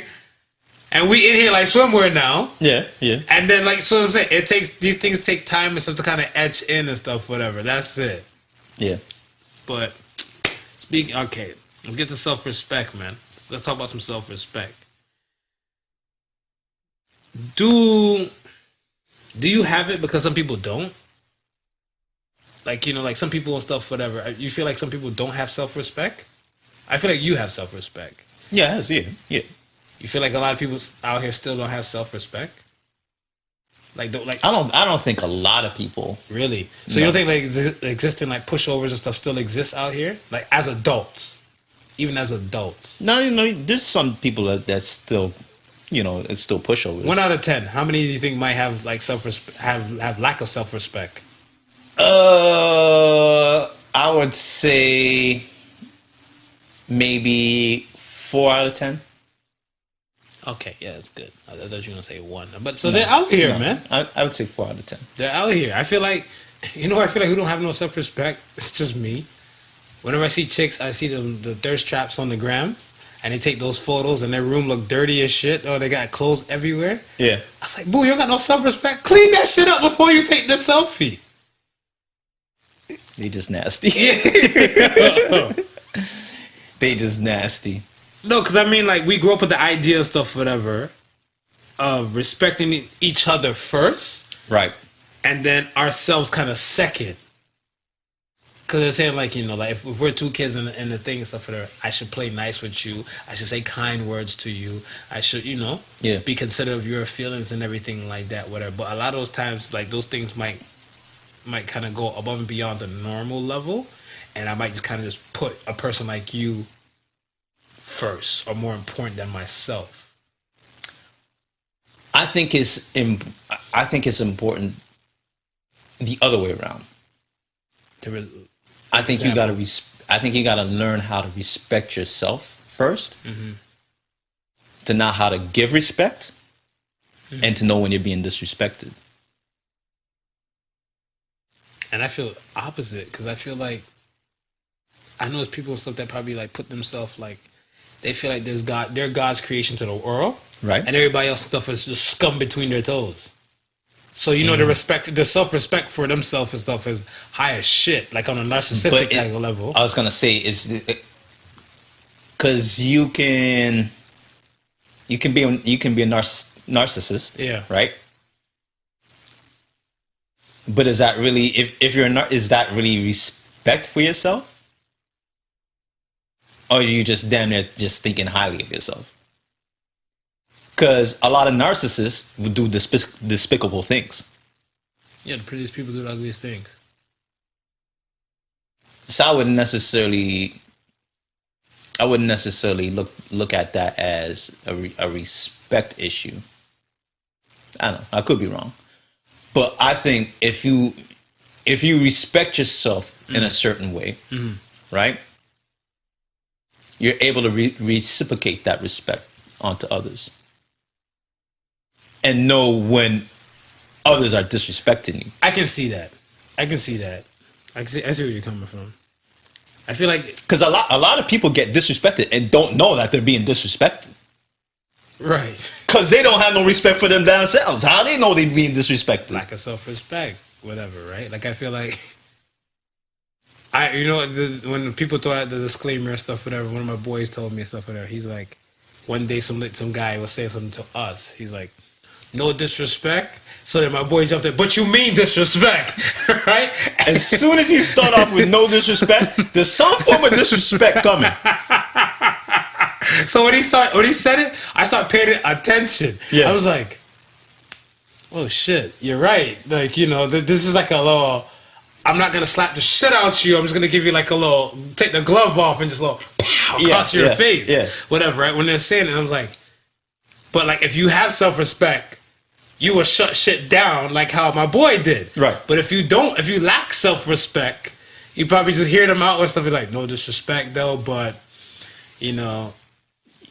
you talk like a drunken auntie and stuff, whatever, on a Christmas holiday or some shit. You know what I'm saying? And you be like, what do you mean? And the lack of self-respect. But then that becomes disrespect. No, but it becomes tricky though, because a lot of times you don't mean to disrespect the person, but you can see it in your head how it may come off disrespectful. When you're saying it? When you're saying it. But some people and stuff, what I realize and stuff is that certain people and stuff can sense lack of self-respect into another person and take advantage of it. I.e. a pimp. Yeah. I.e. a pimp, whatever, right? A pimp will look and stuff, see a girl and stuff, whatever, he or she. Yeah. Pimps are different out here. And just see, like, this person has lack of self-respect and stuff, and they're like, yo, let me take you on my Is it lack of self-respect or is it low self-esteem? A little bit of both. Because I think if you have some self-respect and stuff, whatever, you won't tread into certain type of worlds, so even if your self-esteem stuff's kind of low. Because you just back out and you're just, I want to say, I don't mean to sound fucked up and stuff, but not all introverts crawl into a shell. But if you're introverted and stuff, whatever, and you might have, low self-esteem, right, you'll just kind of back away from a lot of situations and you'd rather just be by yourself. Okay. So that's how I feel and stuff, whatever. But some people can see that, whatever. Like, like, you get a person and say, take a mile. Yeah.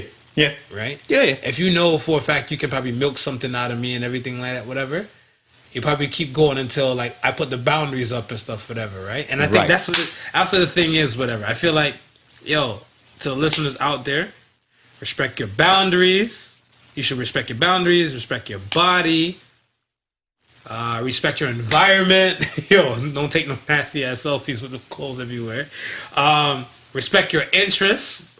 I'm into some shit he may not be into, and vice versa, and everything. But it's all love because we respect each other, of course, and we're not gonna disrespect each other's interests and everything like that, right? Respect your word. I think that's underrated. Respect your word. Yeah, that in itself is underrated. Absolutely, man. You gotta, your words mean a lot. Yeah. Your words mean a lot. Your words are very, very powerful, man. And I guess the last thing I would say, respect your fears. Yeah. Respect your fears, because they're there for. I think they're there for a reason. Keep you in and stuff. check. Yeah, Yeah. they're there for a reason. Whatever. Like, yo, the shit might be is real. You know what I'm saying? Yeah. And we don't give a fuck up or have respect for your fears and stuff like that. Whatever. A lot of bad could happen. A lot of bad could happen. And I agree. Stuff, whatever. Right. Like, just have courage to face your fears. Yes. Just have courage to face them and stuff, whatever. Don't just disrespect your fears and stuff, whatever, and then think. Because remember, what is it? Fear is not your enemy. Fear is not the enemy. Being crippled by it is. Yep. 100. I didn't look smart today, but I had to fucking sound smart. You popped the hood. Now see here, hooligan. I know what I'm talking about. So yes, people. Work like if you're one of those folks and stuff and everything, recommend them this episode. Let them know they need to pick up their game. Self-respect is a mother. We need to all have self-respect for ourselves. Let's get to some fun. And shit. no disrespect. No disrespect. What's question of the week time? But okay. If a person says no disrespect, leans over to you quietly and says, "But your breath stink." Is he showing you respect because he's telling you that and he don't want you to be talking to somebody else with that stank breath? So he letting you know, but he just giving you the disclaimer ahead of time because he don't want you to be. He don't want to feel like an asshole. No, I don't feel like it's disrespect. Because I feel like if he said out loud, like if he didn't, if he let it out loud so everybody else can hear it. Yo, no disrespect though, but your breath smell like hot ass and burnt bacon. That's disrespect. That's disrespect. That's disrespectful as fuck. Yo. All right. Yeah. Question of the week. What are 3 things you can't live without? The current, not your average Joseph, to die. 3 things I can't live without. Yeah. Love. Mm-hmm. Right? Mm-hmm. Disrespect. Go ahead. My free will. Oh, okay. And the ability to do stuff. Okay. So would that count as my free will? That's free will, though. Yeah, that would be free will. Love, free will, and respect. I'm gonna throw respect in there. Okay. I'm gonna throw respect. 3 things you can't live without. That's just more object-wise. I'm kind of fucked. I guess I'm materialistic. 3 things I can't live without. My son, money, and vagina. Sex is fun! Sex is fun! You know, the sun is the only one I'm gonna go agree with. What? Like what? You ain't gonna die if you don't get no vagina. Speak for yourself. Yo. Speak for yourself. Yo. Your balls don't hurt when they fill up like that, whatever? I'm gonna shoot 2 children out in the sky. Oh, the knuckle children? Yeah. Yeah, but it's so much fun when you got vagina right there. You know. Okay. All right, man. Let's get to the Axe of Sons, whatever. Axe of Sons, Genie Mai. Are there rules on what not to say during an argument with your significant other? Anything below the belt. Yeah. I feel like anything below the belt. Or they have a parent they don't like, and you reference that parent. I want to say anything that's not truthful. Why would it bother you? It's not that it would bother me, but it's something that you shouldn't say. If it's not Give truthful. me an example.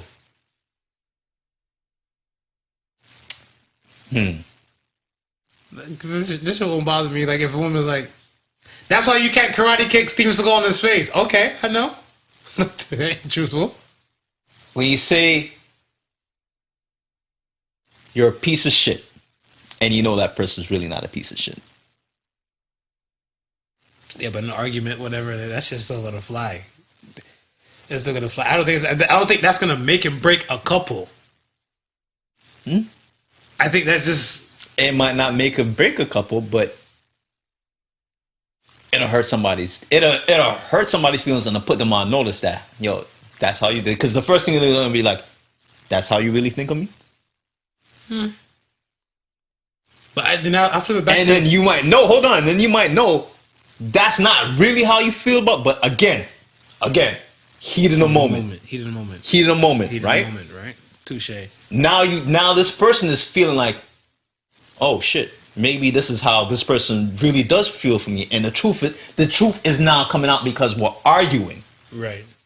So that's why I say, don't say anything that you wouldn't consider to be truthful. But I still feel like it's your reflection of that person. Like, okay, like if the person says, like, you know, you're a piece of shit, then why are you with a piece of shit? This shit reflect right back to you. like even if like I said, like below the belt, and she's like, whatever with your little dick ass, but you're still here riding the little dick, still popping little dick in your mouth. Like, but that little dick comment might be truthful. Yeah, but so you gotta make peace straight in the bees. Like, okay, you make peace for that. You know, you got a little dick, and she said, you got a little dick though. And you be like, yeah, okay, yeah. It ain't gonna hurt you because you know it's true. Yeah. But if you got a big dick, and then you been no, you just straight lying. How do you know? I know you just straight lying. How do you know? This is true. Some women is like throwing a hot dog in the hallway, man. How do you know? They probably looking for like more. I remember when S'more, the comedian, yeah, somebody said to her, she got big lips. And she said, that's why I can't give you no blowjob. Because it'd be like a whale trying to swallow a Tic Tac.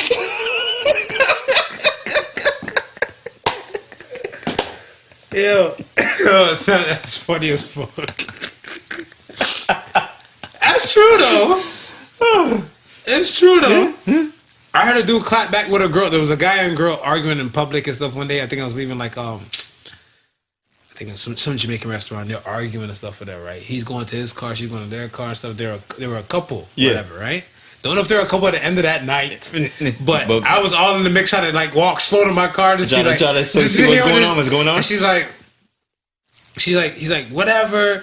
Your little dick ass going, I don't need you, blah blah blah, stuff whatever. And I was like, oh shit, she went there. Like I said, like, you know, the nether region and stuff whatever. He's like, yeah, so treat my little dick as no. She's like, your dick is like small and thin like dental floss. So he said, well, dental floss and my little dick, you still put both of them in your mouth. Wow. And I was like, I had my food, I kind of had to tuck my food just to give him like a little. You're hoping he looked over to you so you could do one of these? General, I salute you. Because I was like, whew. That was a hitter. But, you know, I get it. You like them clap. I like them clapbacks. Yeah, I'm always fan for a good clap back. Oh, man. You know, I'm always good for a good clap back, whatever, right?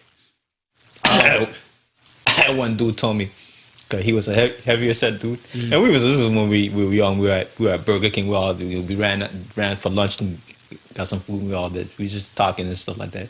One dude looked at me and said, "You're so full of shit. Your eyes is brown." And without a beat, I said, "You're so full of shit. It backed up and caused fat."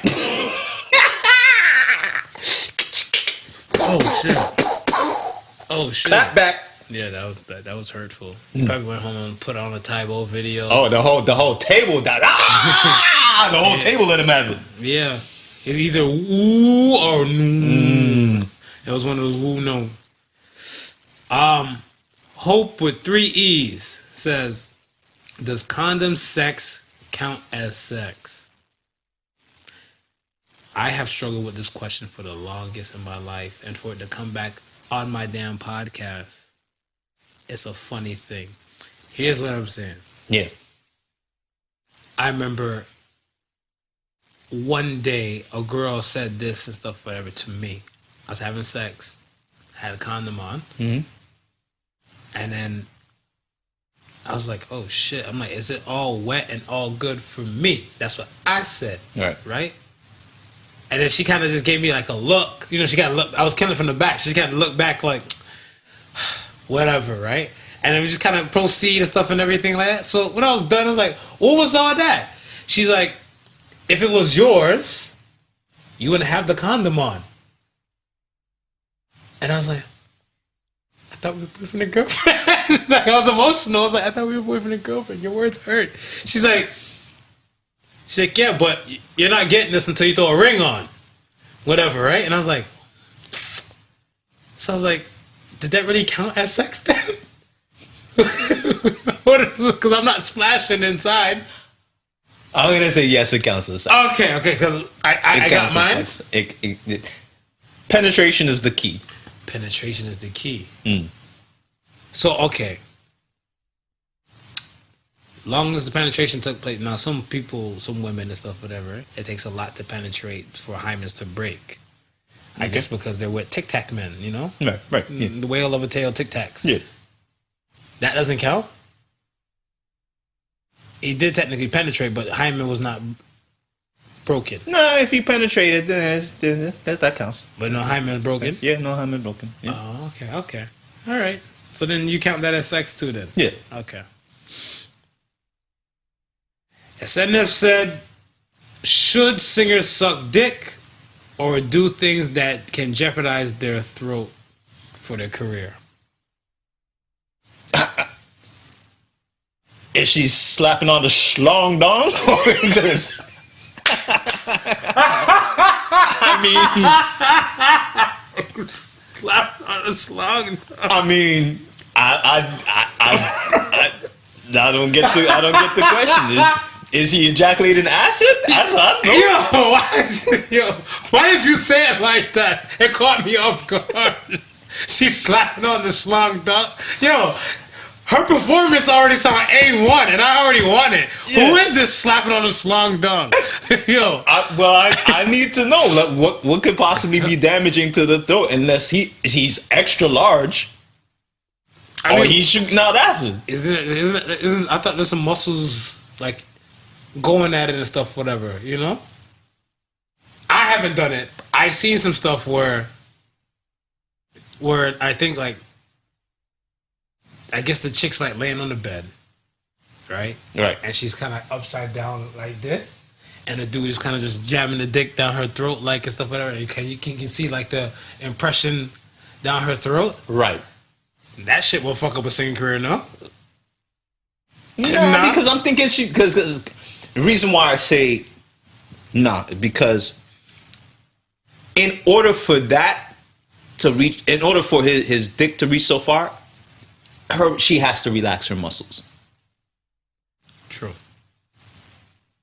So she's not putting no strain on her. She's not putting any strain on her muscles, on her esophagus muscles. Look at you, music producer, engineer. You know what I mean? All right. If anything, it might make the bitch sing better.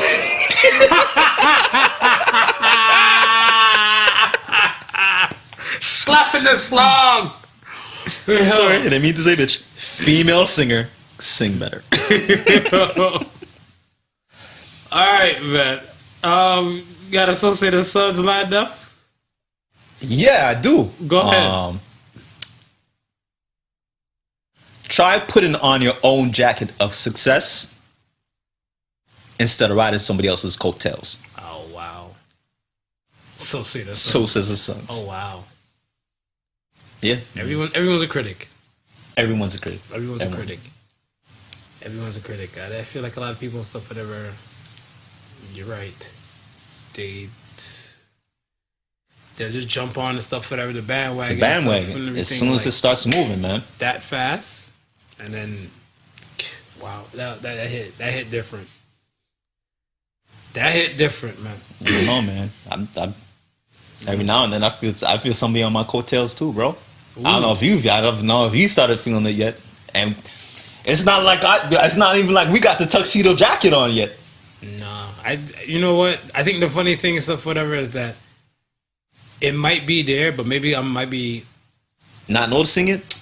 Yeah, I think I live in a fantasy world part time and stuff, whatever. So I feel like to me, I just count it like as like a blessing. Like, Yeah. you know, thank you for the support. And I'm Yeah. just focused on like the craft and every other thing and stuff that kind of come with it. Yeah. So I don't really pay it no attention. But it might be that situation and stuff, whatever, because I don't know. Like, I remember one day and stuff, whatever, when I hear people and stuff are like, yo, I heard you had a podcast. Whatever, right? And I'm Right. like, yeah, I do. And then like somebody told me like, you guys are funny, you guys just crack jokes, and you know, I was like, yeah. I'm like, who told you? And then when they tell me who told them and stuff, whatever, I'm like, I guess it might be a coattail ride in a way, but I just look at this stuff as just Nah, that I wouldn't see as a coattail Okay, ride. okay. That I wouldn't see as a coattail ride. yeah, damn oblivious to shit. Yeah, that I wouldn't see as a coattail ride. Let me come on the show. When you know you have If I had $1, when you know you have no business being on the show, it's different if you know you can add a specific value to the show. that's your heart. If you can add a specific value to the show and you know that, then that's understandable. But if you just want to be on the show for the purpose of being on the show, for the first time, they not gonna like you. you know me. Save at home blades. You know me. Ooh, not your average. You a bad mama jamma. Listen, man, I'm screening motherfuckers. Ooh. 2020, we screening those who want to be on the show. Rescreening your ass like you got the Wu-Tang flu. Mm-hmm. All right, man. I guess that's it for today. Any church announcements? Oh yes, 21st of this month. We're in March now. 20 is it? Yeah, when is spring? Spring is actually 22nd or 23rd. 22nd or 23rd, around there? All right. Yeah. So it's coming close to spring on the 21st, which is a Saturday. We got our favorites, People's Sister's Choices, putting on the swag shop. Right? So that is happening, I believe, at 10 Canadian Road, the Ellesmere Community Center. So for those who are in Toronto and the surrounding GTA, check it out. Support your local artisans, your local restaurants, and so forth like that. And it's a great time. So, you know, they usually have performances and so forth like that. That's happening between 1 and 8 p.m. And then that very same Saturday, we have the Battle of the Beat Makers, Move the Crowd edition. So what's different about this Battle of the Beat Makers is that the crowd is actually going to determine the winner. So there's no judges. No judges. No judges this time around. The crowd is actually going to determine That's dope. the winner. Yeah, it's at the point where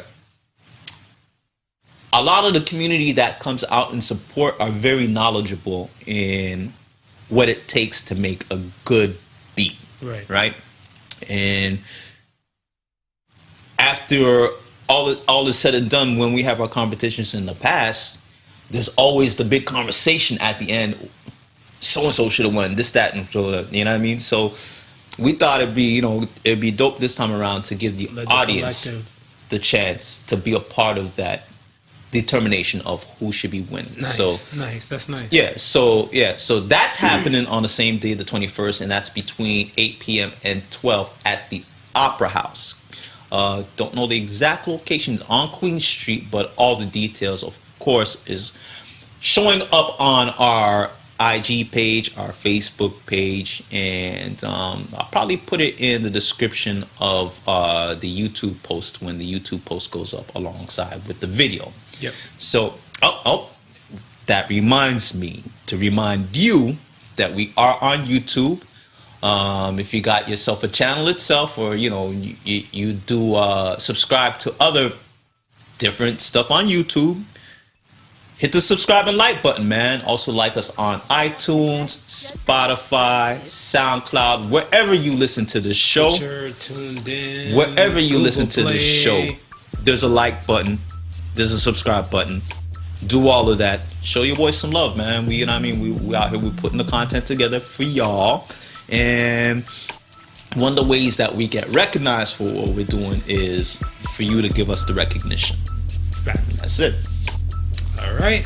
Thank you for listening once again to the Podical Sons. Remember, the difference between genius and stupidity is that genius has its limits and stupidity does not.